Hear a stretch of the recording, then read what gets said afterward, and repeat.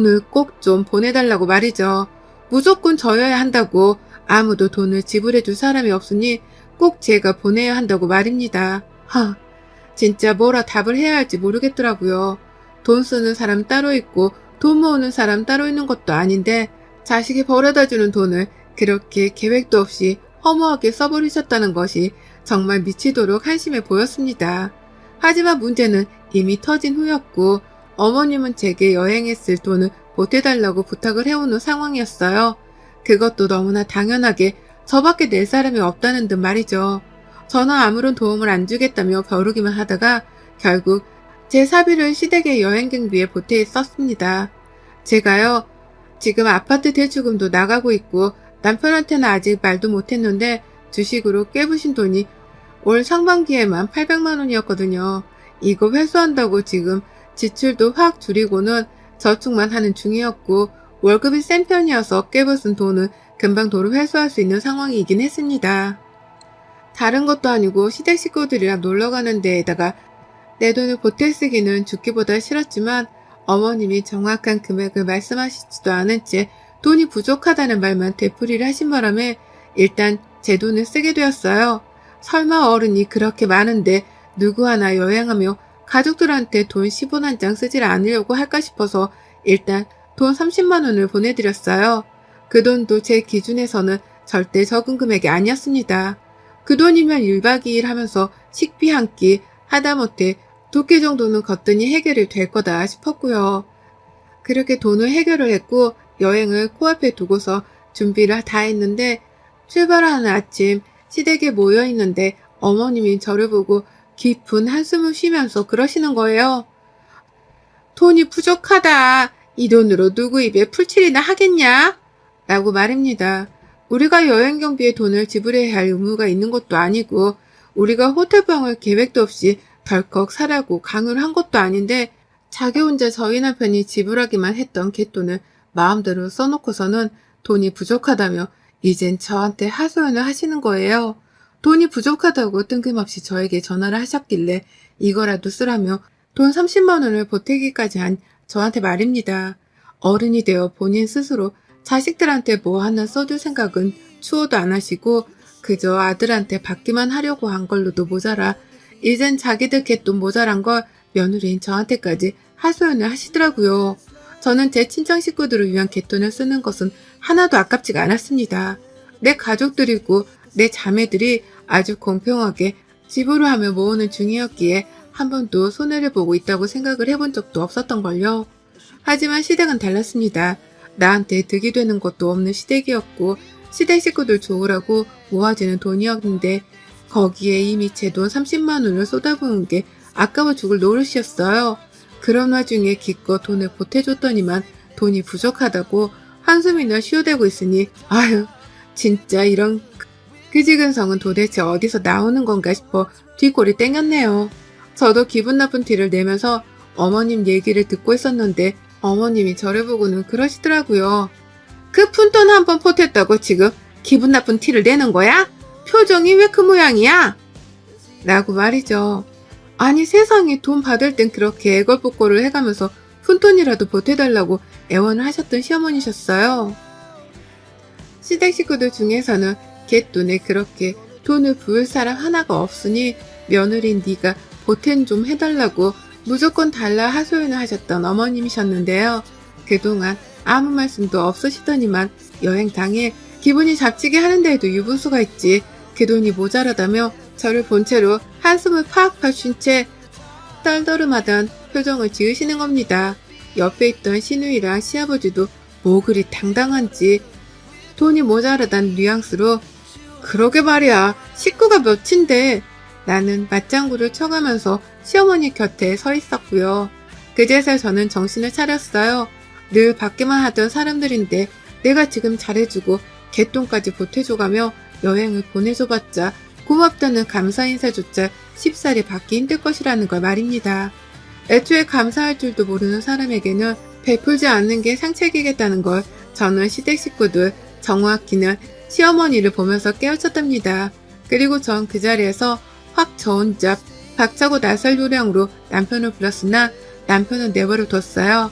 남편이 시댁 식구들을 따라 그 여행을 기어코 가던 말던 전 상관하지 않기로 했답니다. 그 대신 제가 원하던 단 하나는 쟁취했네요. 그건 바로 남편의 핸드폰과 그 핸드폰 케이스 속에 들어있는 카드였습니다.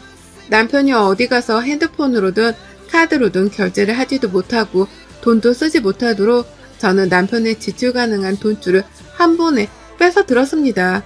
그리고는 어디 누구 돈으로든 여행 한번 잘해보세요. 결혼하고 한 번도 저나 저희 남편한테 먼저 밥 한 끼 사준 적도 없는 분들인데 여행하면 어디 얼마나 큰 돈을 쓰실런지 저도 궁금하네요. 물론 저는 그 여행이 벌써 피곤해서 안 갈 예정이지만 저 없이 피 섞인 가족분들이랑 오붓하게 잘 다녀오세요. 라고 말을 했답니다. 너무 신이 났어요. 남편 없이 혼자 집에 있을 것도 신나 죽겠는데 남편 돈줄까지 내가 다 챙기고 도망친다고 생각을 하니 벌써부터 속이 시원하더라고요. 과연 누가 우리 남편이랑 제 대신 가족들에게 돈을 쓰며 여행을 이끌어갈까 싶어 벌써부터 궁금했답니다. 그 상태로 시댁을 후다닥 도망쳐서는 집으로 돌아왔더니 아니 글쎄 저희 남편이 곧장 제 뒤를 따라서 시댁을 박차고 나왔더라고요. 그렇게 부부싸움을 하고 혼자 여행을 갈 수 없다며 저를 따라 나오길 선택한 겁니다. 졸지에 시어머니는 갯돈 부은 호텔에 체크인을 하러 가기는 가야 하는데 그 외에 경비를 보태줄 사람 하나 없이 가야 할 처지가 되었고요. 아니나 다를까 시어머니한테서 남편이랑 저한테 번갈아 가며 연락이 오기 시작했어요. 호텔만 예약을 해놨는데 여행을 가서 호텔 안에서만 쫄쫄 굶고 있을 수는 없지 않냐며 하소연을 하시더라고요. 여태 정신을 못 차리신 겁니다.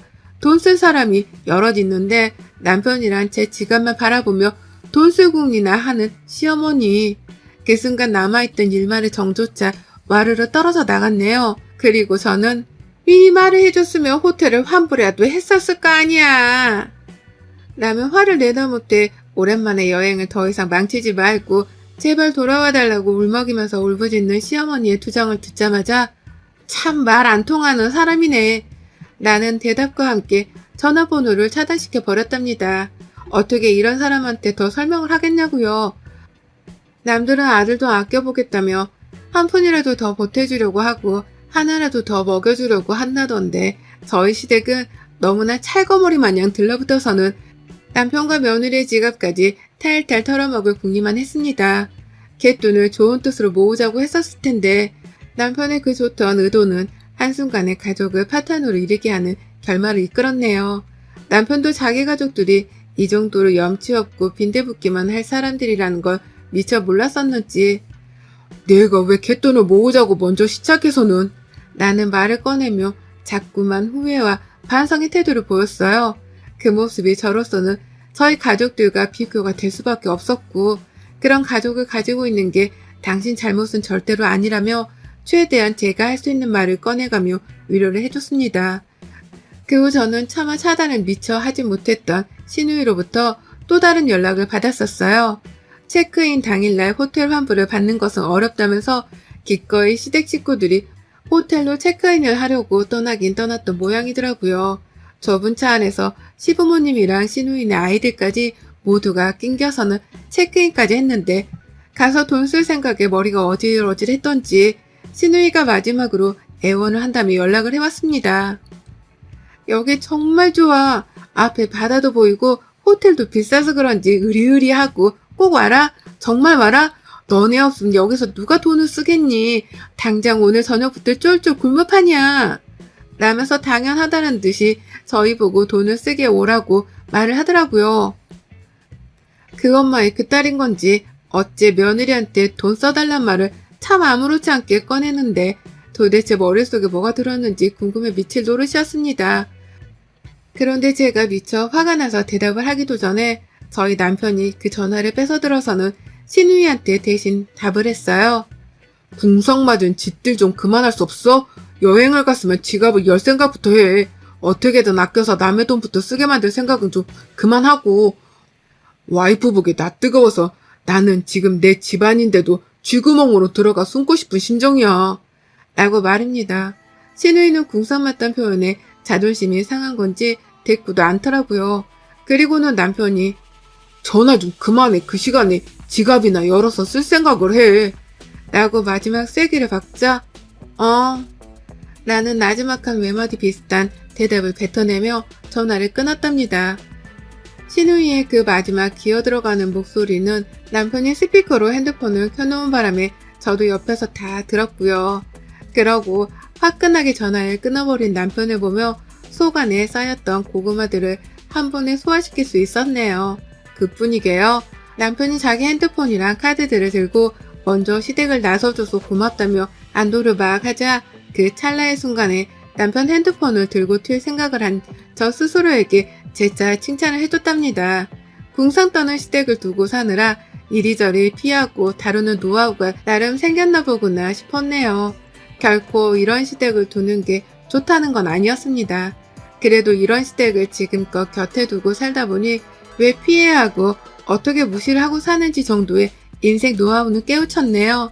그걸 덕으로 삼고서 앞으로 더 철저하게 시댁을 외면하렵니다. 우리 남편은 벌써부터 개돈 포기하겠다며 생각을 고쳐먹었어요.